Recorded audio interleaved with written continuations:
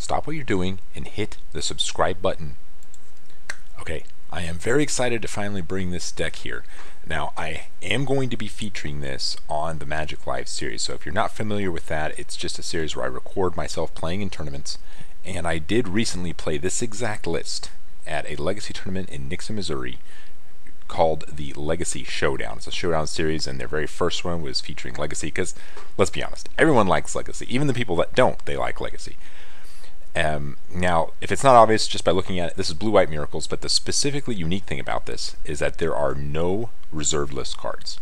And I built this deck specifically to be this, not just for budgetary reasons, because I don't actually own Tundra or anything, although I could have used it, but I kind of wanted to send a message that you don't need reserved list cards to build a deck, and not just to make it as a budget. In fact, not making it on the budget, but strategically choosing to not use certain cards. Now, in a deck like this, that's really the only reserved list card you would choose to use. A dual land, like Tundra. Maybe even Splashing Volcanic Island, because the dual lands are good. And I'm not talking about budget in the sense of playing a shock land or like Prairie Stream, nothing like that. Specifically not wanting to use those cards, wanting to use basic lands. And if it's not clear, the strategy is based on this card, Back to Basics. And by adding more non-basic lands that produce mana, it's actually more of a non-bow. Now, like with any card you choose to put in your deck toward a certain strategy or not, if you're building around something, there's always going to be winners and losers, pros and cons. So there are pros to playing Tundra. And what you just have to ask yourself is, do the pros and cons, like which one outweigh each other? And I actually debated on that for quite a while when considering this tournament. It was pretty 50-50, not gonna lie. Like, it seems like playing at least one Tundra is kind of free. But I decided not to do it. I kind of wanted to send the message that you can still win without it. And in fact, maybe there's moments where it's strategically disadvantageous. So I decided to opt for the third plains over the one Tundra. Now, if you're wanting to be super optimized, I can understand wanting to run the one Tundra, and the situations where that's the case are where you want to be able to have a blue source on turn 1 and a white source when untapping into turn 2 in case you hit the Terminus. Now, for those of you who might not be familiar with this deck, well, let's be honest, everyone's familiar with this deck at this point, but in case you're not, you're just trying to exploit the miracle mechanics, the extreme cost reduction on specific cards, usually Terminus, to generate a huge amount of card and board advantage. And really, the only thing you're doing extra is playing Brainstorm, to be honest. If you haven't seen, I actually recently featured a Blue-White Miracles deck in Modern on Magic Live. So check that out if you haven't seen it already. The decks have a very similar strategy, but their relationships to their respective formats are very different. Brainstorm being one of the main cards that makes such a difference. This card is probably the best card in Legacy, and probably the best card in this deck. But although this is a control deck, it's very much got a lot of specific engines it wants to set up. And if you're not familiar with the other deck, it's very similar. In fact, I'm playing a lot of similar cards, like the Planeswalker package is almost identical. The kind of removal package and counter packages are very similar too. But it worked out a lot better in Legacy, and I actually got first place playing this. I did get a little lucky here and there, made mistakes every single game I played. The upside with this deck, if I had to pick its biggest upside, is it doesn't have any bad matchups. There's no matchup where what they're choosing to do and the cards they choose to play are very, like, way over 50% disadvantageous. That's the good thing about playing the deck. Like, there's always a win you can eke out. The disadvantage is you kind of have to earn all your wins. You don't get any free wins playing this. You gotta grind every game. Now, some people like that, some people don't. I usually don't, but I enjoy playing this specific deck. I like that every single thing you do in Legacy has an important impact on the game. Like every little decision, even down to how you fetch your lands and sequence certain cards, and it just I couldn't even begin to explain all of that. But I'll go ahead and go through card choices and things I thought I should change. My last second change was I actually was playing 3 Force of Negation and 1 Spell Pierce, and I switched it to 2 and 2. I think Spell Pierce probably underperformed in this specific tournament, but I still think this is correct. even though the situations didn't line up, you can always pitch it to your force effects. There's plenty of ways to shuffle it back in. I'm still playing 3 Jace the Mind Sculptor, so with all that said, Jace the Mind Sculptor is the main card advantage engine. I'm not playing Search for his Kanta because of Back to Basics. Narset does generate card advantage, and Teferi does as well, but they don't do so as easily and consistently as Jace. Like once you land Jace and untap, that's usually your engine, whereas the other cards are facilitators. Like Teferi and Narset, while they can kind of generate some card advantage a little bit, they're not the engine. They just facilitate things later. The closest you do get to a free win, I guess, is just slamming Back to Basics, and then they can't do anything. So I guess I should take that back. There are a very fine amount of few wins.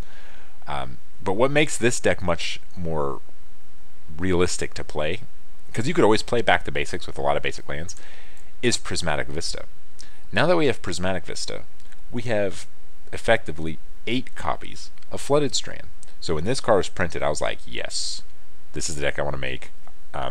1 Tundra wouldn't even be that hard to get if I really wanted it, but it's not that I don't need it.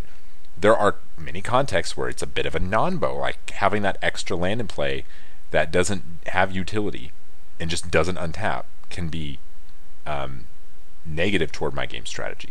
So that was the first thing I thought. But then we got Mystic Sanctuary. And this card is very clunky, but it is good with Brainstorm, and so I think it's an easy one of.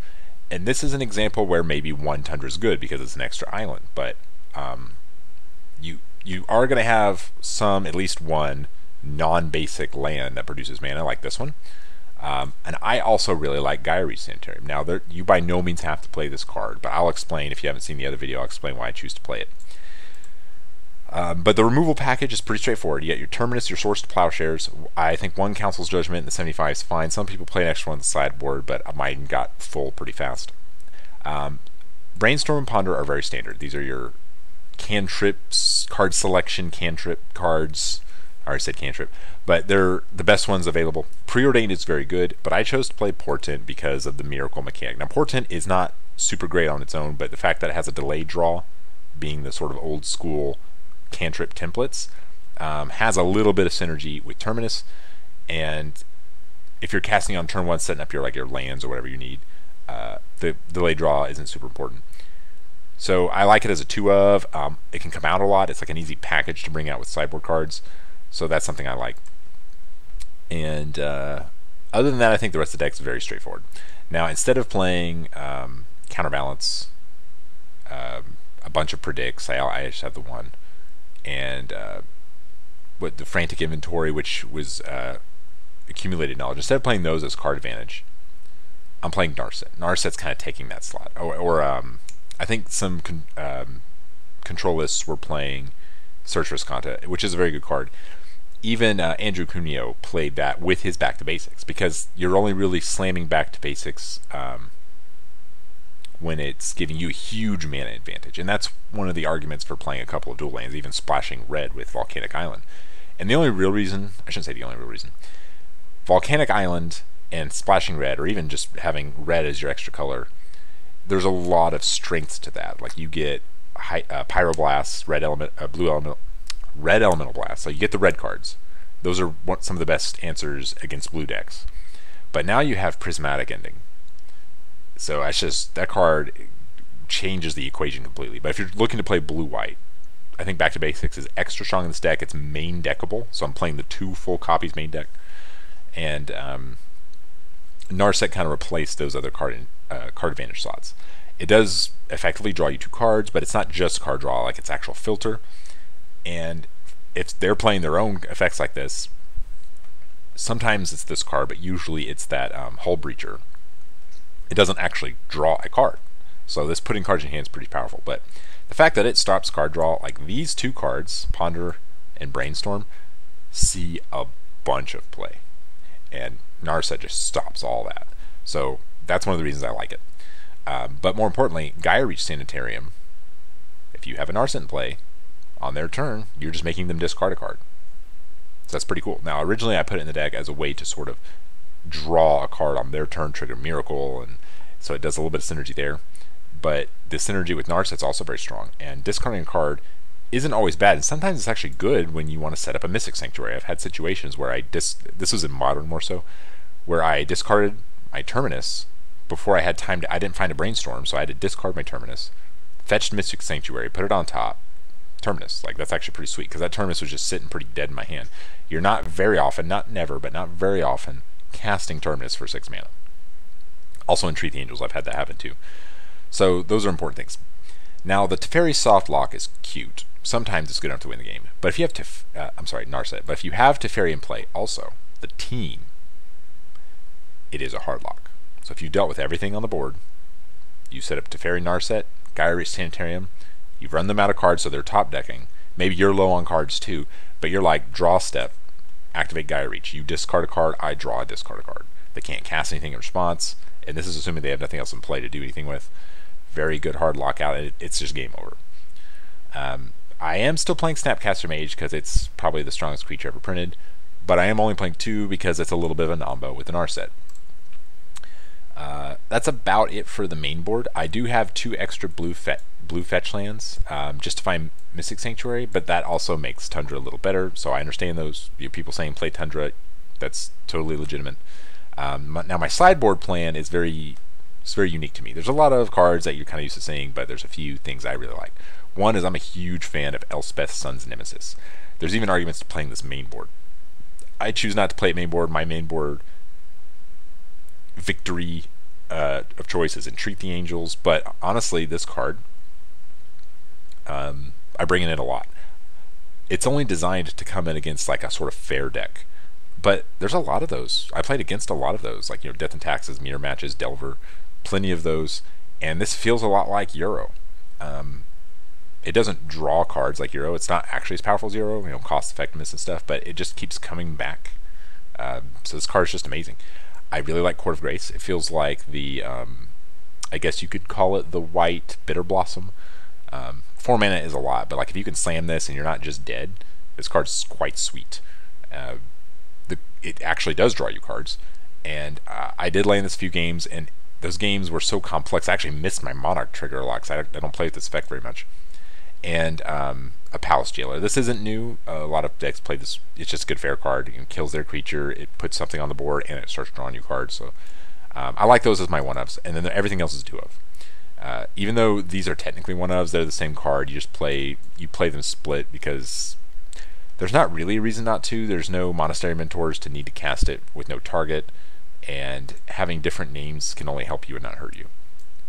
My only graveyard hate is 2 Surgical Extraction, and I didn't really need to use them at all during the tournament.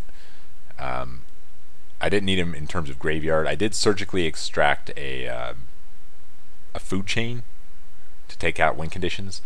I really like Vendilion Clique, and it comes in a lot. It comes in against combo, comes in against fair decks, so there's an argument to mainboarding that, but you have a very specific game plan game 1, and then you just make the adjustments. I went up to 2 Disenchant because there's just a lot of people playing Affinity now with Urza Saga. It kills Urza Saga. There's a lot of people playing the Hull Breacher Echo of Eons deck, so it's good against that. And Containment Priest is a sort of hedge against many other strategies that also can work as graveyard hate, because a lot of things that you need graveyard hate, Containment Priest can deal with as well. But it also does things outside of that. It's good against Natural Order. It's good against Reanimator, which is obviously graveyard. Any show and tell. So show and telling this into play is pretty sweet. So just a lot of cool things there.